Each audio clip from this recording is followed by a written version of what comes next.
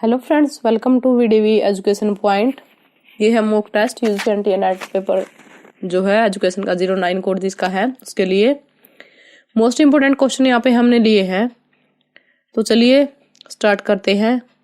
ये mock test आपका हिंदी में ही रहेगा। राष्ट्रीय शिक्षा नीति में शैक्षिक अवसरों की समानता हेतु निम्नलिखित वर्गों को सम्मिलित किया गया है।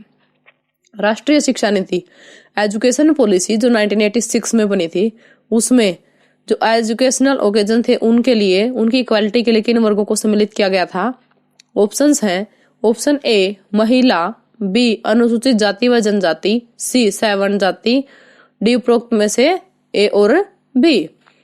तो इसका करेक्ट आंसर होगा उपरोक्त में से ए और बी, क्योंकि राष्ट्रीय शिक्षा नीति में शिक्षा की समानता हेतु यानी कि शैक्षिक अवसरों की समानता हेतु महिला और अनुसूचित जाति और जनजाति को सम्मिलित किया गया था। क्वेश्चन नंबर नेक्स्ट है, राष्ट्रीय शिक्षा नीति में ग्रामीण क्षेत्रों को अच्छी शिक्षा उपलब्ध करवाने हेतु निम्नलिखित विद्यालयों का प्रावधान है। किन विद्यालयों का प्रावधान है? ऑप्शंस आपके सामने हैं।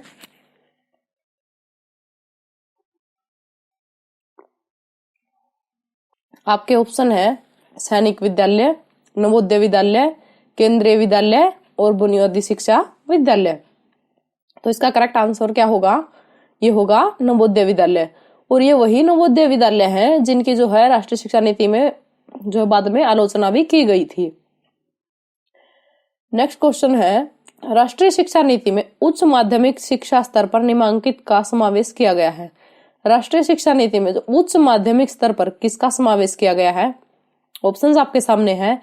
औद्योगिकरण, व्यवसायीकरण, भारतीयकरण या फिर पाश्चात्यकरण। जो उच्च माध्यमिक शिक्षा थी उसमें जो है शिक्षा के व्यवसायीकरण का समावेश किया गया है। नेक्स्ट क्वेश्चन है आपका, प्राथमिक शिक्षा की गुणवत्ता बढ़ाने हेतु राष्ट्रीय शिक्षा नीति में किस कार्यक्रम को अपनाया गया है? प्राथमिक शिक्षा की गुणवत्ता को बढ़ाने के लिए, जो प्राइमरी एजुकेशन है उसकी गुणवत्ता को बढ़ाने के लिए एजुकेशन पॉलिसी में ऑप्शंस हैं आपके बुनियादी शिक्षा, शैक्षिक निर्देशन, ऑपरेशन ब्लैक बोर्ड, कार्य अनुभव। तो इसका करेक्ट आप जो है आंसर रहेगा option C, operation blackboard. इस कार्यक्रम को जो है 1986 की पॉलिसी में अपनाया गया था। चलिए नेक्स्ट क्वेश्चन देख लेते हैं। उच्च शिक्षा को सर्वसुलभ बनाने हेतु किस प्रकार के विश्वविद्यालयों को खोलने का निर्देश जो है एजुकेशन पॉलिसी 1986 ने दिया था? ऑप्शंस है राष्ट्रीय विश्वविद्यालय, उच्च अध्ययन विश्वविद्यालय, केंद्रीय विश्वविद्यालय और खुले विश्वविद्यालय। तो 1986 की राष्ट्रीय पॉलिसी ने जो है क्या प्रावधान किया था? इसमें था खुले विश्वविद्यालय की जो शिक्षा है सभी के लिए होनी चाहिए, उसके लिए जो खुले विश्वविद्यालय खुलने चाहिए ताकि जो लोग घर बैठे हुए भी जो है वो शिक्षा ग्रहण कर सके और जॉब करते हुए भी शिक्षा ग्रहण कर सके और शिक्षा जो है सर्वसुलभ हो सके। चलिए नेक्स्ट क्वेश्चन देखते हैं। बौद्ध शिक्षा प्रणाली की मानवतावादी विशेषताएं क्या है? ऑप्शंस आपके सामने हैं। धर्म और नैतिकता के महत्वपूर्ण स्थान, सर्वसाधारण के लिए सुलभ शिक्षा, एक आदर्श मानव का निर्माण करना, उपरोक्त में से सभी। जो बौद्ध शिक्षा प्रणाली थी उसकी मानवतावादी विशेषताएं क्या है? उपरोक्त में से सभी थी कि वो चाहते थे कि धर्म और नैतिकता के जो है स्थान महत्वपूर्ण होने चाहिए और जो सर्वसाधारण के लिए शिक्षा उपलब्ध होनी चाहिए और आदर्श मानव का निर्माण किया जाना चाहिए। नेक्स्ट क्वेश्चन आपकी स्क्रीन पे है, बौद्ध धर्म का आर्य सत्य जिसने बौद्ध शिक्षा को प्रभावित किया कौन सा था? वह दुखों का निवारण, दुखों का उद्गम, दुखों के निवारण का मार्ग और उपरोक्त में से सभी। तो क्या था ये? आर्य सत्य, उपरोक्त में से सभी। बौद्ध धर्म के अंदर 4 आर्य सत्यों का वर्णन किया गया है और वो 4 में से जो 3 आर्य सत्य वो यहाँ पे दिए गए हैं कि दुखों का निवारण, दुखों का उद्गम और दुखों के निवारण का मार्ग, ये बौद्ध शिक्षा के अंदर बताया गया है। नेक्स्ट क्वेश्चन है आपका, बौद्ध दर्शन में दुखों के निवारणार्थ जो मार्ग बताए हैं उनमें से एक है, यानी कि जब किसी की लाइफ में दुख हो जाता है तो उसके निवारण के लिए हमारा जो पहले बौद्ध दर्शन था, बौद्ध धर्म का जो बौद्ध दर्शन था, उन्होंने कुछ मार्ग बताए हैं। तो उनमें से एक क्या है? सम्यक वेशभूषा, सम्यक भोजन, सम्यक संकल्प, सम्यक शिक्षा। तो क्या होगा? उनमें से एक होगा सम्यक संकल्प, जो क्या है, दुखों का निवारण करेगा। नेक्स्ट क्वेश्चन आपकी स्क्रीन पे है, अष्टांग मार्ग में सम्यक समाधि का अर्थ है। ऑप्शंस है, मन का एकाग्र कर परमानंद प्राप्त करना, निवारण हेतु प्रयास करने का संकल्प करना, बुद्ध के उपदेशों को क्रियान्वित करना, या फिर असत्य बोलने का त्याग करना। करेक्ट ऑप्शन यहाँ पे रहेगा ए, मन को एकाग्र कर परमानंद प्राप्त करना सम्यक समाधि का अर्थ है। ये क्वेश्चन एग्जाम में पूछ लिया जाता है, तो इसलिए इसको ध्यान से याद कर लेना।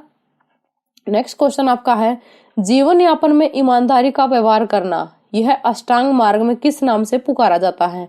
ऑप्शंस आपके सामने हैं, सम्यक भाव, सम्यक दृष्टि, सम्यक आजीव और सम्यक कर्म। तो इसका करेक्ट ऑप्शन रहेगा सम्यक आजीव। दोस्तों वीडियो को लाइक जरूर करना, और ये वीडियो हमने हिंदी और इंग्लिश दोनों में बनाई। जो कई स्टूडेंट हैं उनकी डिमांड आती है कि हिंदी में बनाएगा, कई बोलते हैं इंग्लिश में वीडियो बनाएगा, तो इसलिए हमने दोनों जो है मीडियम से वीडियो डाल रखी हैं और मॉक टेस्ट डाल रखे हैं, आप उनको देख लीजिएगा प्लेलिस्ट में जाकर। चलिए नेक्स्ट क्वेश्चन देखते हैं। गौतम बुद्ध द्वारा भिक्षुओं हेतु बताए गए सदाचार के नियमों में से यह एक नियम है, कौन सा है। धोखा न देना, सत्य बोलना, परिश्रम करना, परोपकार करना। तो इनमें से एक नियम है सत्य बोलना। नेक्स्ट आपका क्वेश्चन है, प्रयोजनवाद के अनुसार शिक्षण विधियों के मुख्य सिद्धांत क्या है। प्रयोजनवाद के अनुसार जो शिक्षण विधियां हैं उनके मुख्य सिद्धांत क्या है। ऑप्शन है, सीखने की उद्देश्य प्रक्रिया का सिद्धांत, क्रिया या अनुभव द्वारा सीखने का सिद्धांत, सीखने की प्रक्रिया के एकीकरण का सिद्धांत, और उपरोक्त में से सभी। तो इसका करेक्ट आंसर जो होगा वो होगा उपरोक्त में से सभी, क्योंकि प्रयोजनवाद की जो शिक्षा विधियां थी उनके मुख्य सिद्धांत थे कि सीखने की उद्देश्य प्रक्रिया, क्रिया के द्वारा या अनुभव के द्वारा सीखना, और सीखने की प्रक्रिया का एकीकरण। नेक्स्ट क्वेश्चन है, प्रयोजनवाद शिक्षा के मुख्य उद्देश्य क्या है। प्रयोजनवाद शिक्षा के मुख्य उद्देश्य, नवीन मूल्यों की रचना करना, गतिशील और लचीले मस्तिष्क का विकास करना, या फिर सामाजिक कुशलता, या फिर उपरोक्त में से सभी। तो प्रयोजनवादी शिक्षा का जो उद्देश्य था वो उपरोक्त में से सभी, इसका करेक्ट आंसर रहेगा। चलिए नेक्स्ट क्वेश्चन देख लेते हैं। निषेधात्मक शिक्षा का अर्थ है। निषेधात्मक शिक्षा का क्या अर्थ है। अवगुणों से रक्षा करना, गलती से बचाना, बालक को सत्य के मार्ग पर लेकर जाना, या फिर उपरोक्त में से सभी। जो निषेधात्मक शिक्षा है उसका क्या है, अर्थ क्या है, उपरोक्त में से सभी। कि निषेधात्मक शिक्षा जो अवगुणों से रक्षा करती है, गलती से बचाकर रखती है, और बालक को सत्य के मार्ग पर ले जाती है। नेक्स्ट क्वेश्चन है, आदर्शवाद ऐसा दर्शन है जिसका आधार है। आदर्शवाद कैसा दर्शन है। देखो क्या है जिसका आधार, विचार, आदर्श, प्रैक्टिकल, या फिर आत्मा। इसका तो जो है आपको वर्ड से ही पता चल गया होगा कि आदर्शवाद का एक कौन सा दर्शन है जिसका आधार क्या है, आत्मा है। नेक्स्ट क्वेश्चन है आपका, वस्तुतः शिक्षा के दो पक्ष प्रधान है, चिंतन पक्ष और व्यवहार पक्ष। इस कथन के आधार पर दोनों पक्ष क्रमशः नामांकित है, कौन से हैं, आदर्श एवं प्रयोजन, सिद्धांत एवं व्यवहार, दर्शन या शिक्षक, और विचार तथा क्रिया। तो इसका करेक्ट आंसर रहेगा दर्शन और शिक्षक। जो चिंतन पक्ष और जो व्यवहार पक्ष है ये शिक्षा के दो प्रधान पक्ष है। तो इस कथन के आधार पर दोनों में कौन से पक्ष शामिल होंगे, दर्शन और शिक्षक। नेक्स्ट क्वेश्चन है आपका, आदर्शवाद के अनुसार आत्मानुभूति की स्थिति में व्यक्ति को निम्नांकित की अनुभूति होती है। किसकी अनुभूति होती है, कुशलता का विकास, सत्यम शिवम सुंदरम, प्राकृतिक विकास, और सुख की प्राप्ति। करेक्ट आंसर रहेगा सत्यम शिवम सुंदरम। ये आदर्शवाद का जो है आदर्श वाक्य भी है। नेक्स्ट क्वेश्चन है, यथार्थवादी शिक्षा की प्रमुख विशेषताएं कौन सी होती हैं। ज्ञानेंद्रियों के प्रशिक्षण पर बल, या फिर पुस्तकीय ज्ञान का विरोध, या वैज्ञानिक विषयों के महत्व, या फिर उपरोक्त में से सभी। तो यथार्थवादी शिक्षा की विशेषताएं उपरोक्त में से सभी, इसका करेक्ट आंसर रहेगा। नेक्स्ट क्वेश्चन है, सम थॉट्स कंसर्निंग एजुकेशन के लेखक कौन है। तो इसके लेखक हैं, देखो ऑप्शन में है रेबल, जॉन लॉक, मॉन्टल, या फिर मिल्टन। करेक्ट आंसर रहेगा रेबल। चलिए नेक्स्ट क्वेश्चन देखते हैं। यथार्थवाद का अर्थ स्वीकार करता है जैसे कि हमें दिखाई देता है। यथार्थवाद की यह परिभाषा विश्वास है या सिद्धांत। जो जगत को वैसा ही है किसकी है? ये डेफिनेशन किसकी है? Option A Brown, B Nave, C Swami Ramtirtha, D Ross. Correct option है आपका स्वामी रामतीर्थ जी की ये डेफिनेशन है कि जो यथार्थवाद है उसका अर्थ ही यह स्वीकार करता है कि जो हमें दिखाई देता है, यानी विश्वास है या सिद्धांत है उस जगत को वैसा ही है। नेक्स्ट क्वेश्चन है आपका, सहेतुक शिक्षण विधि अथवा शिक्षार्थी के स्वभाव की सहज प्रवृत्ति से प्रेरित शिक्षण विधि से गीता दर्शन का तात्पर्य है। क्या तात्पर्य है? बालक की रुचियों का मार्गांतरण कर उन्हें समाज उपयोगी बनाया जाए, या फिर बालक की रुचियों को कानूनमुक्त विकास किया जाए, या फिर स्वच्छंद कर्म करने की प्रेरणा दे, या फिर उपरोक्त में से सभी। तो ये जो शिक्षार्थी के स्वभाव की सहज प्रवृत्ति से प्रेरित शिक्षण विधि है उसमें गीता दर्शन का तात्पर्य है उपरोक्त में से सभी। Thanks for watching friends.